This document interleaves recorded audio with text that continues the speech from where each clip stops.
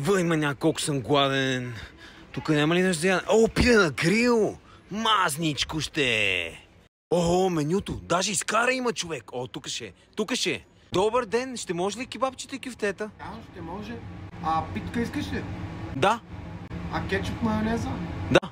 Добре, синко, изчакай 5 минути. Давай, че съм гладен. Айде, синко. Благодаря. Благодаря. Какво е това, бе, брат? Нали си поръча питка с вафла? ОМГ, поръчах питка с кебабче и кюфте, ти ми даваш някаква вафла, бе. С какво? Кебабче и кюфте. С конци? Кебабче и кюфте, бе, човек. Разбрах. За оправа. Бе, брат, няма ли да става вече тази храна, но съм гладен.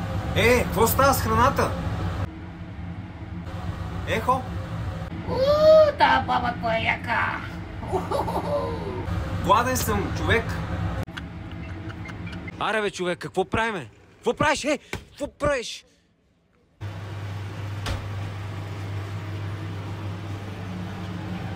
Как мина първия работен ден? Първият работен ден според мен мина много добре. Имаме около 5 лева оборот.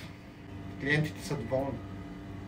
Искам си кебабчета. Има как да няма проблем. Не, няма проблем. Този от доволните клиенти. Той от 4-ти километър не го слуша. Пуснали са го от Карулково.